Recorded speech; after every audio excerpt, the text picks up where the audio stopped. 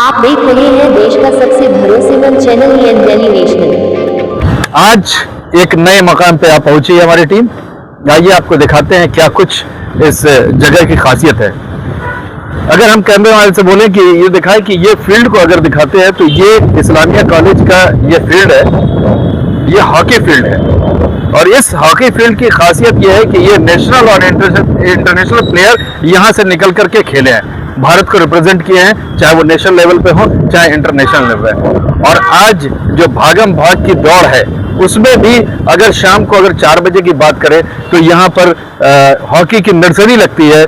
छोटे बच्चे तकरीबन 6 साल से लेकर करके और बड़े तक लगातार यहाँ पर प्रैक्टिस करते हुए नजर आ जाएंगे। यहाँ पे रेहान साहब है। रेहान साहब एक सेकंड आइए, यहाँ पे हमारे साथ रेहान साहब हैं, आइए हम उनसे बात करते हैं।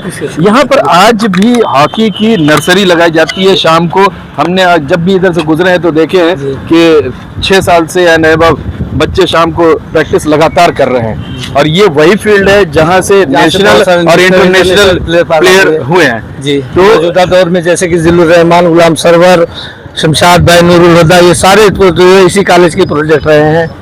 इस कॉलेज में बहुत सारे नेशनल इंटरनेशनल प्लेयर्स को पैदा किया। उनमें एक हमारे साथ सामने खड़े हुए हैं गुलाम सरवर साहब।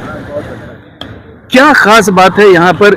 आज का जो भागम भाग की जिंदगी है और जहाँ टेक्नोलॉजी आ गई है, एस्ट्रोटर्फ हर जगह लग गया है, फिर भी आप इसी ग्रास पर ही आप प्रैक्टिस करा रहे हैं। अभी हम बच्चों को उतनी फैसिलिटी नहीं दे पा रहे हैं, तो हमारे पास जो फैसिलिटी मौजूद है उसमें उन बच्चों को हम निखारने की, उनको बनाने की कोशिश करते हैं।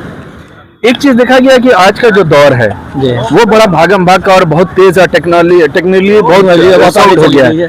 तो क्या बच्चे इतना फिजिकल करने के लिए तैयार हैं? अब हम अपने घर से तो कोशिश करते हैं, आगे उसके बाद हॉस्टल है या आगे फ्यूचर में बहुत सारे बच्चों को जो है जो अपना फ्यूचर तलाशते रहते हैं, बच्चे हॉस्टल में जाते हैं, फिर उनके वो अपना रास्ता तलाश लेते हैं। यहाँ पर नेशनल लेवल के भी प्लेयर हैं यहाँ पर, आइए हम उनसे बात करते हैं। नेशनल और इंटरनेशनल ये खेल चुके हैं, क्या कुछ कहना चाहेंगे?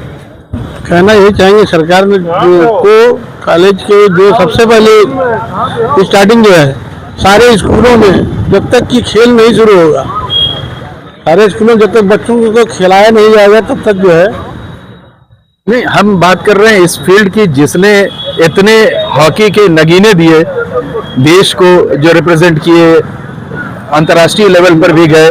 हम इस फील्ड के आखिर इस मिट्टी में क्या है कि इस तरह से लोग उपज के आते हैं? मिट्टी में सबसे बड़ी चीज है हमारे इस कॉलेज से ओलंपियन अली सईद साहब निकले, यहीं के थे, वो यहीं के थे। बाकी जिल्लुर रहमान है, मोहम्मद आरिफ है, मैं खुद हूँ। करीब 50 खिलाड़ी हैं जो यहाँ से इंटरनेशनल होकर नेशनल प्लेयर बने। अभी इस तरह के पौध आने की संभावना है? आने की संभावना बहुत है, लेकिन उसकी देख रेख के लिए अब यहाँ कॉलेज में टीचर कोई नहीं है। अभी गेम टीचर जो सही के टीचर हो जो इसको देख रेख करे, लड़कों को इकट्ठा करे। अच्छा, लगातार यहाँ पर वो मैचेस होते थे।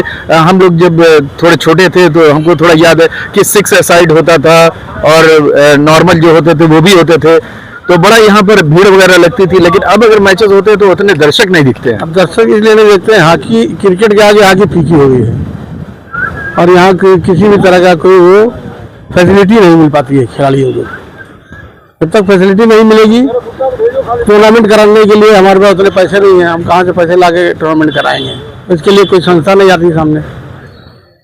अच्छा, एक चीज और है कि जो यहाँ पर रिप्रेजेंटेशन हमने देखा है कि यहाँ पर लड़कों का वर्चस्व बहुत ज्यादा है हॉकी के अंदर। अगर गोरखपुर की बात करते हैं तो रीजनल स्टेडियम में जो है वहाँ पर लड़कियाँ दिखती हैं, तो यहाँ पर क्या उस तरह के बच्चे नहीं आती हैं कि उनको ट्रेंड अप्रूव नहीं करते? यहाँ लड़कियों का आना कोई रोक नहीं है, लेकिन यहाँ लड़के ज़्यादा प्रैक्टिस करते हैं। इस कॉलेज है इसलिए यहाँ लड़कों की प्रैक्टिस होती है।